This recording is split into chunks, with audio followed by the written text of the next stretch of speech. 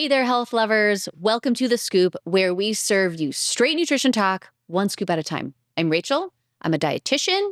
I'm a wife. I'm a mom of 2 busy boys, and I am a big fan of making small, healthy changes that can lead to big results. So grab your coffee, your water bottle, or even your afternoon snack and settle in. We're about to dive into today's scoop. And trust me, these simple tips are going to make healthy living feel a whole lot easier. Let's get started. Any and all opinions and views shared by hosts and guests on this podcast are the speaker's own and do not represent the views of Live It Up or its affiliates or parent company.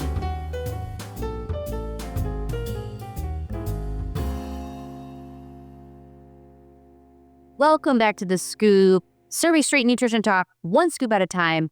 I'm Rachel, and today we're going to talk about mindful eating, how small habits can change the way that you eat.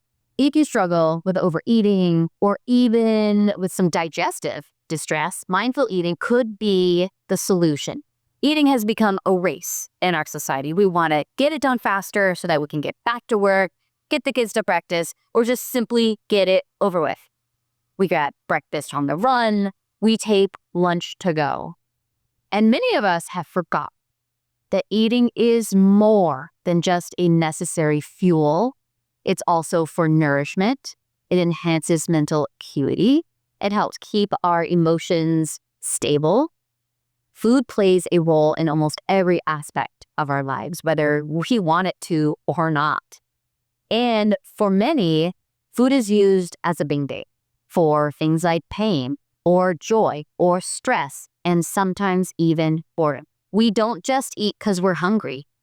And society tells us that we should eat certain things when we're feeling certain ways. You all know the ad, you deserve it, have some chocolate. I mean, that's just, people say that all the time, right? So we have started mixing food into a lot of different areas that maybe are a little bit more difficult to extricate them from. All right, we eat fast. So interestingly enough, adults actually spend about 1 hour and 12 minutes per day total eating. Kids are just as rushed and often eat in only like 11 to 12 minutes during the school lunch period. And this results in really poor digestion because you're eating that fast, you are not chewing fully. But is that just how fast we eat that's an issue? We multitask. We eat while we're watching TV. We eat while we're on our phones. We eat while responding to email and even while driving. In fact, at least 1 in 3 people can't eat a meal without looking at their phones. And I'm just going to let that sink in because I know you've all done it, right? You have done this. No judgment because I've done it too. So since food is basically considered the center of our culture, it's important to look at not only what we eat, but how we eat it, especially since scientists are beginning to see how complex the mind-body connection is when it comes to eating behavior. Okay, so let's break this down. What is mindless eating? So mindless eating is eating without awareness. Like when you munch on a snack in front of the TV and suddenly it's gone and you don't remember finishing it, that's mindless eating. So the problem is that when we mindlessly eat, we may also be eating with a poor posture, right? You're rushing and you're leaned over and you're going like this and you're just shoving it in. Maybe you're looking at your phone down here, right? When you're in a poor posture, it may influence how quickly we're able to digest. It could influence how the food feels coming down. It really combined with eating without chewing that much. It can lead to a lot of gas, a lot of bloating, and a lot of bowel irregularities. So you really want to think about not only what you're eating, but how you're eating it. Now, when does the body know when it's supposed to start eating? Where does hunger come from? So the regulation of our food intake is very complex. The brain and the nervous system work together, and it even integrates our biological clock. Signals are sent in response to outside stimuli, like you are driving down the road, you feel fine, you pass McDonald's, do we get hungry? You might. Maybe you're walking down the street and you smell like some delicious baked bread. You might not have been hungry, but your brain is now like, that smells great. Why don't we stop in?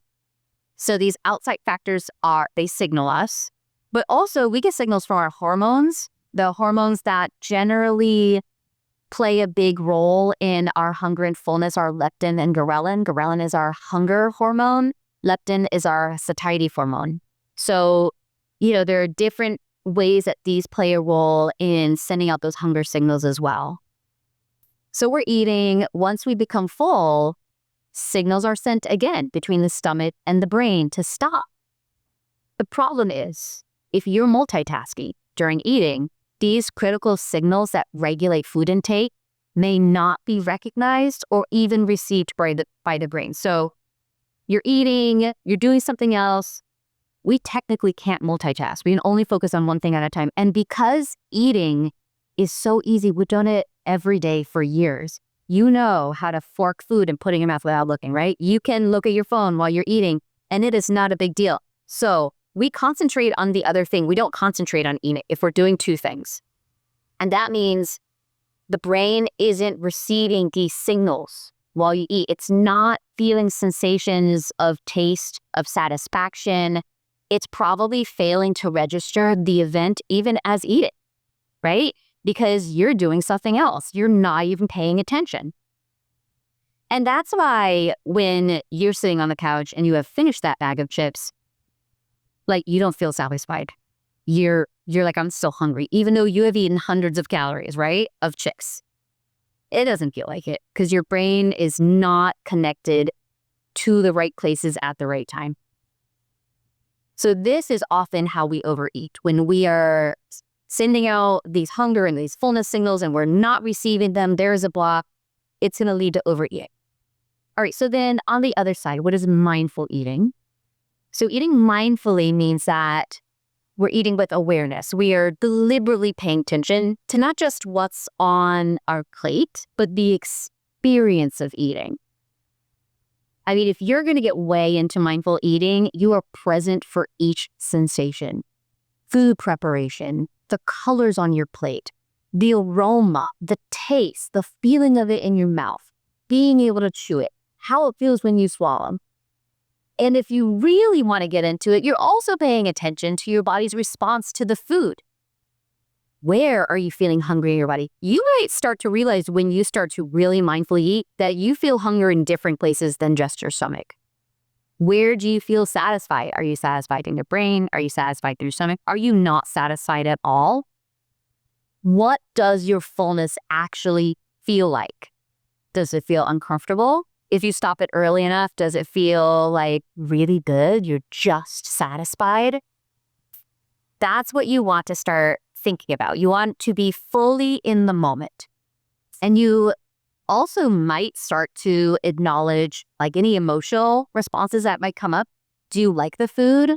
Are you just eating it because it's there? Are you just eating it because it's healthy? Do you feel guilty after eating it? What are some of these responses? And I actually don't want you to respond to them. I just want you to like take this, acknowledge the response. Do it without judgment. Your body should be a judgment-free zone in your brain. Like you should be your best friend, not your worst friend, because you know that any of those negative feedbacks you give yourself, you just feel guilty and then you feel bad and then you just continue to eat. You don't want food to have control over you. You want to control food. So you want to stop criticizing yourself when you're eating, stop comparing yourself to other people. You're eating, your journey is personal.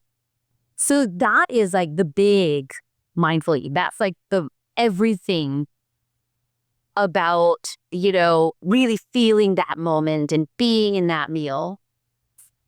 Your goal ultimately, when it comes to any meal, is to give yourself permission to eat something. And I think we're all really good. We're really good at that. We are really good at giving ourselves permission to eat something. The next step is to eat it mindfully. So you don't have to go into like, how am I feeling right now? Where's my fullness? You could just be like, all right, I'm going to focus just on this meal. I am going to eat it slowly, going to enjoy it. I'm going to taste the flavors.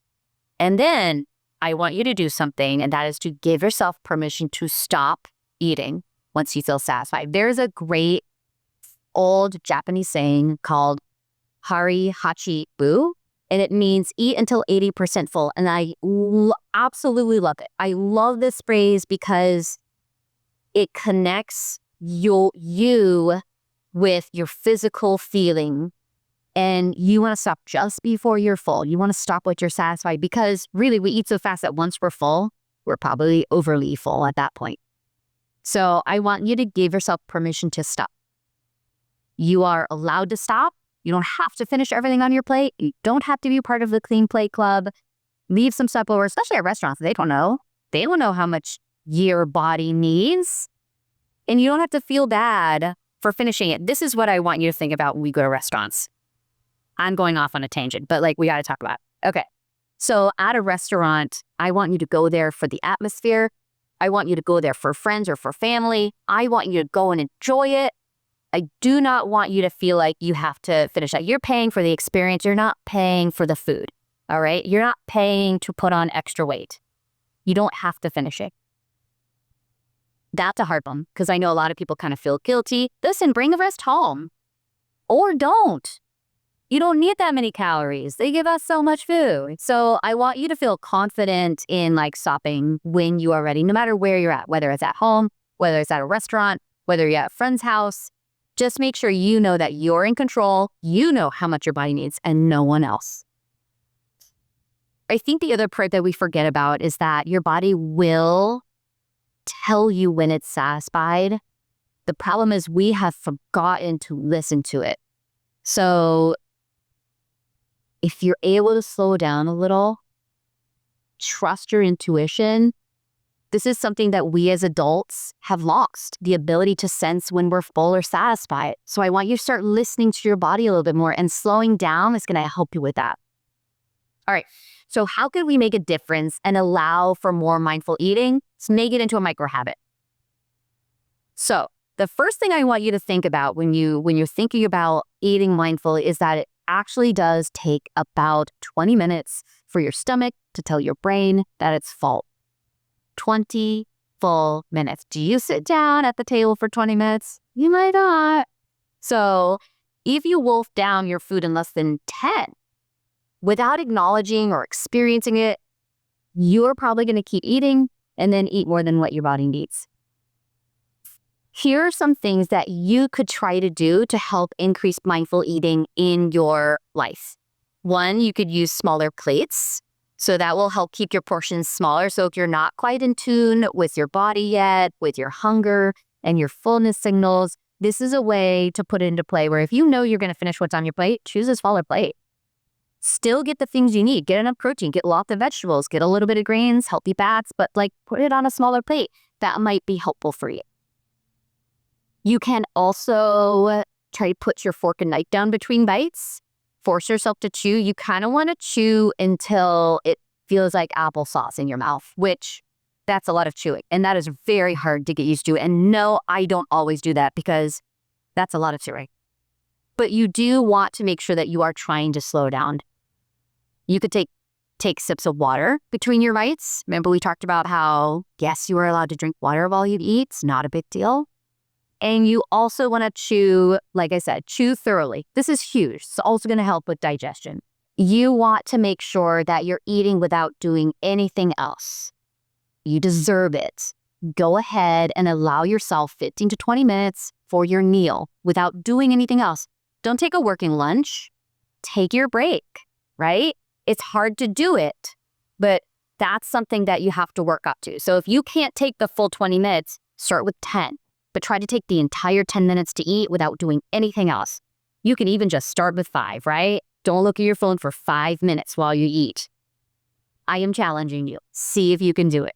Changing the environment, so using a smaller plate, taking sips of water, putting down your fork or knife, and then also changing your internal dialogue and being in touch with, your internal signals, starting to get back in tune with your satiety. With all that said, what are you going to do this week to help yourself slow down and be a more mindful eater? Make the bowl. What's your micro habit? Start small. Write it down. It could be as small as you just choose one meal to try it out with one time this week. Just one meal. When do you have the time to put in?